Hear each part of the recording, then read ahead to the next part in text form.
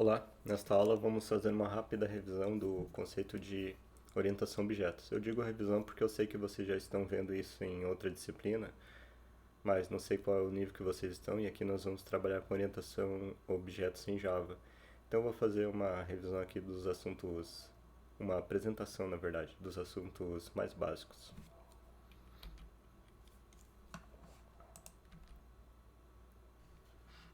O que é abstração?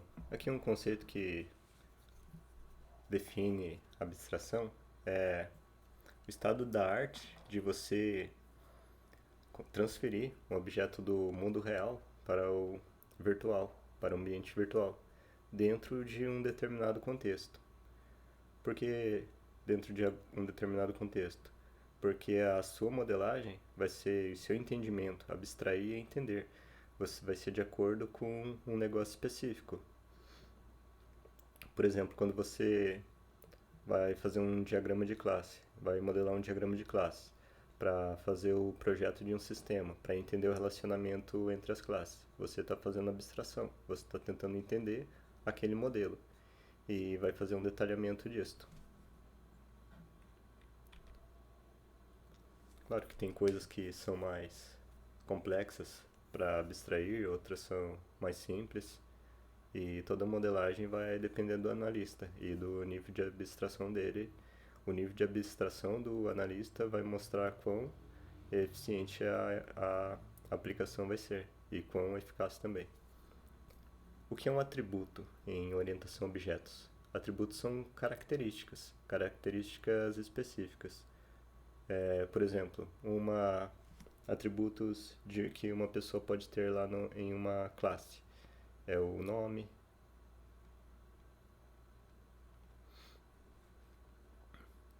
Eles têm o mesmo propósito das variáveis que são apresentadas na programação estruturada, ou seja, eles armazenam algum tipo de informação. Outro atributo lá de uma classe funcionário, por exemplo. Vamos colocar aqui o nome da classe. Funcionário.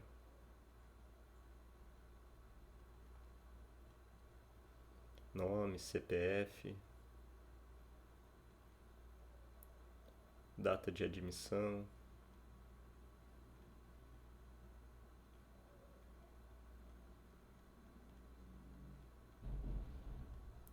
entre outros. Esses são os atributos. Atributos de um carro, por exemplo, da classe carro. O que um carro tem? Ele tem a cor, tem modelo, tem ano,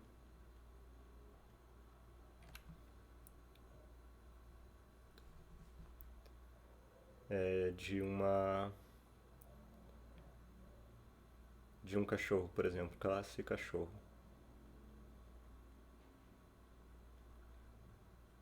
Ele vai ter atributos como raça,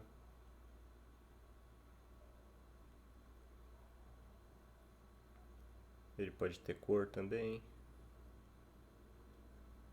data de nascimento, para calcular a idade dele.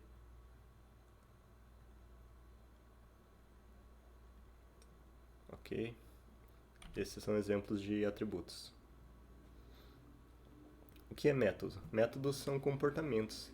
Eles determinam classe, os quais podem ser os procedimentos ou funções. Pertencem a determinadas classes que podem ser procedimentos ou funções.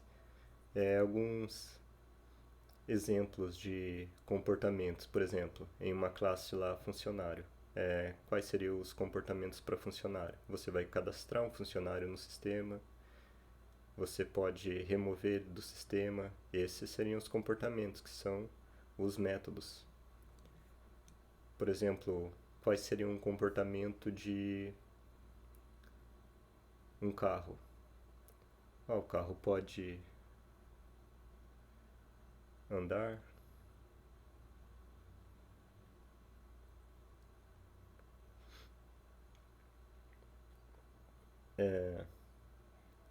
vamos ver outros exemplos de comportamento. Comportamento de uma classe compras, por exemplo.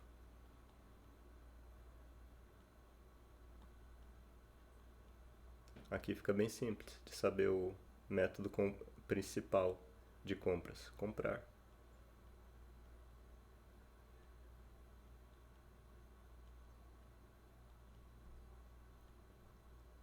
Adicionar produtos.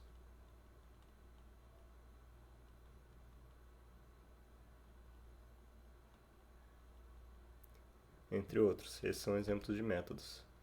O que é uma classe, então? É uma separação categórica de elementos do mundo real para o mundo digital. Os exemplos que eu citei, por exemplo, você pode ter classe pessoa, pode ter classe animal,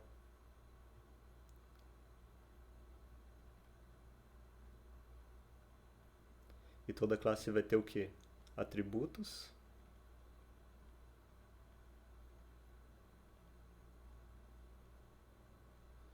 e métodos.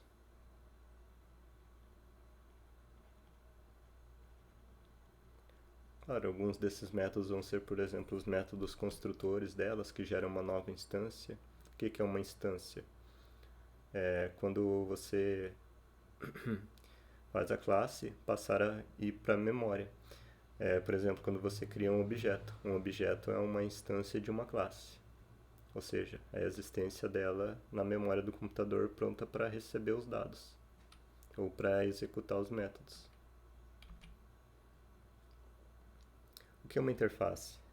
Implementar uma interface significa concordar em aderir a um contrato definido nela.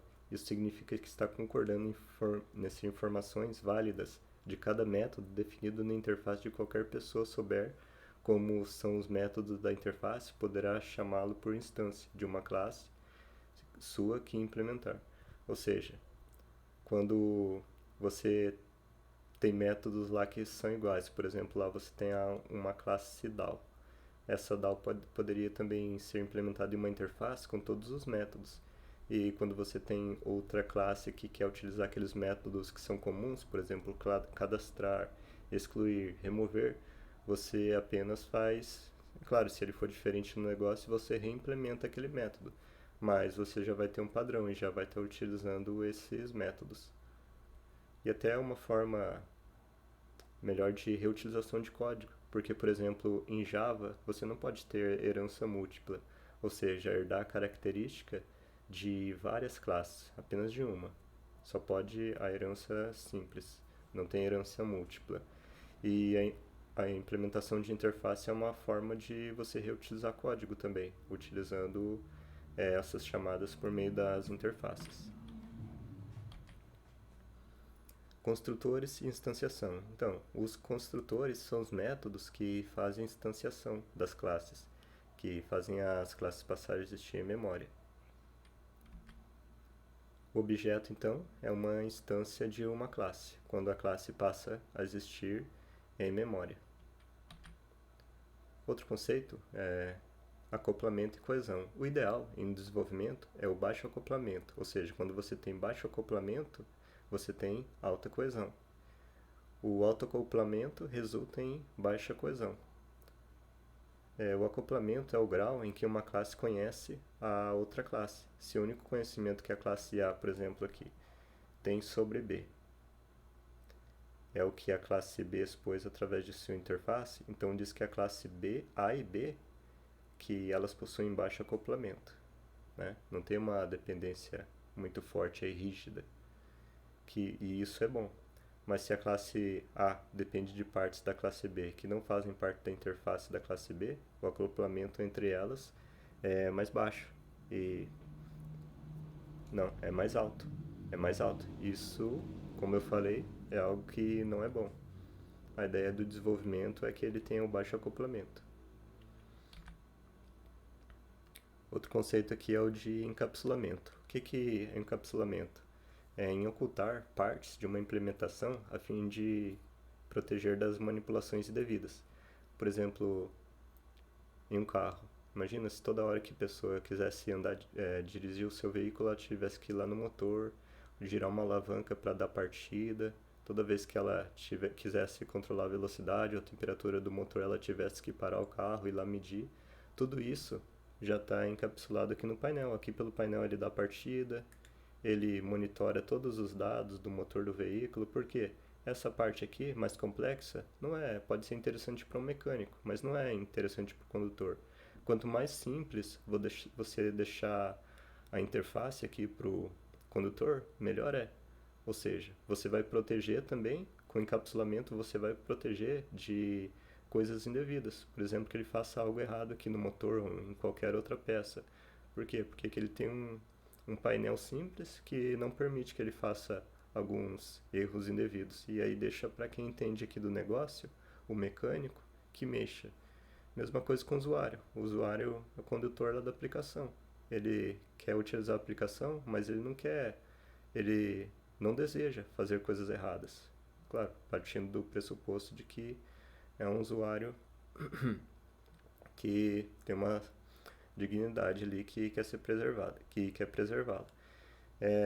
Ele não quer fazer nada errado com a intenção de errar, mas dependendo da modelagem que você faz o negócio, isso pode facilitar que o usuário cometa erros indevidos, e para isso existe um encapsulamento. Ele protege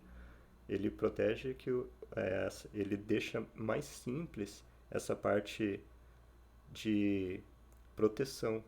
Ou seja, quando, por exemplo, você tem um atributo, se você coloca ele do tipo privado lá na sua classe Java, esse atributo só pode ser visualizado dentro daquela classe. Ou seja, quando você realizar um negócio que depende dessa classe, só aquela parte que está autorizada a mexer vai conseguir visualizar. E isso deixa mais simples até para o desenvolvimento.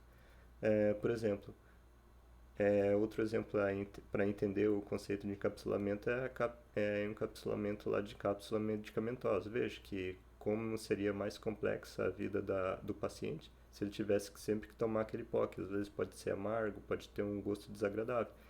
Então colocado dentro de uma cápsula medicamentosa, ele toma com água e não sente nada. Fica muito mais simples. Aqui um exemplo da prática de encapsulamento, por exemplo, aqui ó, eu protejo com essa declaração de private o nome, o CPF, que são os atributos dessa classe pessoa. Logo, tudo isso aqui só vai poder mexer, só vai conhecer essa instância desses dados quem é da classe pessoa. Quem está fora disso não. Mas e como que eu faço para passar essas informações aqui para quem está lá na interface e precisa cadastrar uma pessoa, por exemplo?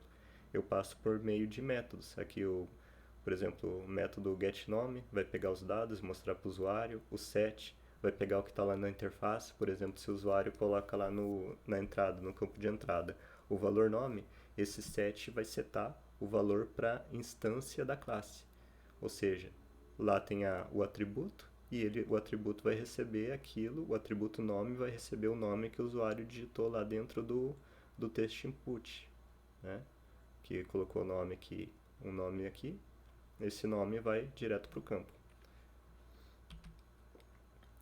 Outro conceito aqui é o de herança. Herança, por exemplo, você quer declarar uma classe tubarão, uma classe águia, classe leão, mas eles têm características comuns aqui, tem métodos comuns também, por exemplo, hábito alimentar, reprodução, peso médio, todos eles têm isso. Então você define numa classe genérica.